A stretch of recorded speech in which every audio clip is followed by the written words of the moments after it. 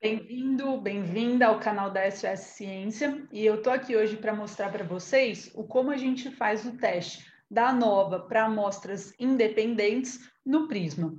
Então, para isso eu trouxe um caso aqui, como se a gente estivesse analisando a idade de pessoas participantes de 4 diferentes grupos. Então, só para efeitos didáticos, eu chamei aqui de grupo A, na coluna A, grupo B, grupo C e grupo D. Esses grupos podem ser compostos aí por pessoas com diferentes patologias, por atletas de diferentes modalidades ou por diferentes grupos experimentais. E cada um desses grupos, inclusive, tem um N, tem um tamanho diferente. E a ideia é a gente comparar, então, a idade média desses 4 diferentes grupos. E aqui também a gente podia comparar outras variáveis, né? Podia comparar IMC, percentual de gordura, alguns parâmetros bioquímicos, enfim, o que for interessante. Então, a primeira coisa que eu vou fazer é já selecionar no Excel a coluna A, a coluna B, C e D. Vou copiar tudo, Ctrl C, e vou para o Prisma. No Prisma, para a gente fazer então o teste da ANOVA para amostras independentes, eu preciso tabular meu banco de dados aqui nesse formato de coluna. Então, seleciono coluna e peço para criar. Vou já dar um zoom aqui na nossa planilha. Vou clicar nessa célula de título, embaixo aqui do grupo A, e vou colar então os dados que eu tirei do Excel. Então, igualzinho estava no Excel, a gente tem aqui o grupo A, o grupo B, o C e o D. Bom, para fazer o teste, eu venho em Analyze e, uma vez que eu tabulei os dados no formato de coluna, eu seleciono a segunda opção, que é chamada de análise de ANOVA One Way. Então, seleciono, clico em OK. E aqui, o que eu tenho que deixar selecionado para garantir que esse teste vai ser da ANOVA para amostras independentes?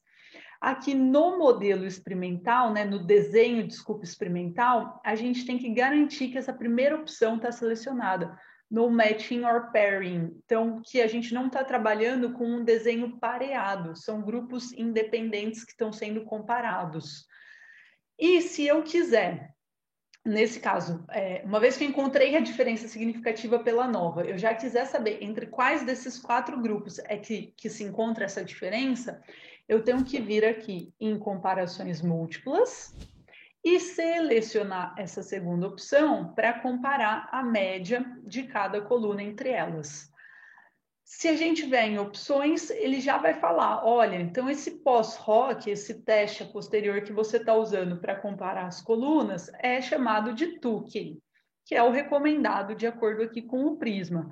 Se você quiser mudar, tem algumas outras opções aqui de testes de pós-hoc. Vou deixar o do Tukey selecionado e clico em OK.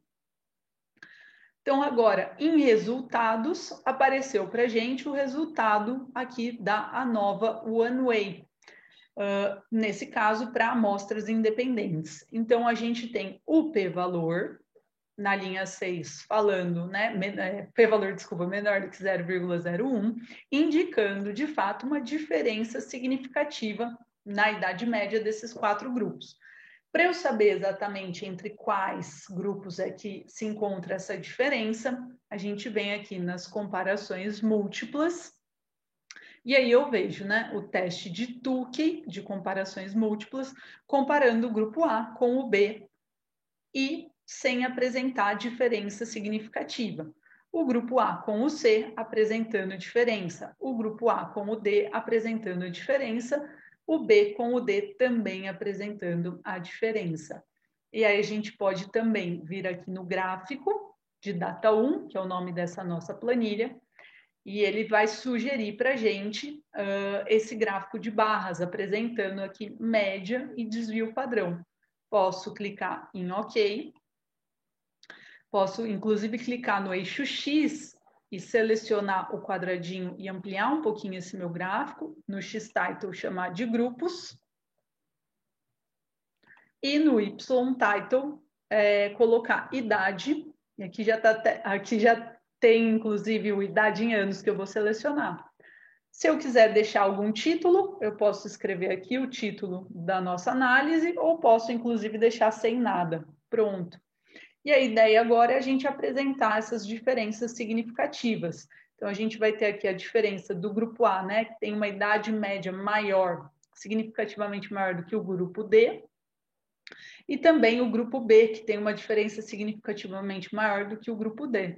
Então, por exemplo, a gente pode vir aqui em Write, em escrever, seleciono o T e coloco, por exemplo, um asterisco em cima do A e posso até copiar, inclusive Ctrl+C, Ctrl+V e colar e colocar em cima do grupo B. Então, toda vez que tiver um asterisco em cima do grupo A e em cima do...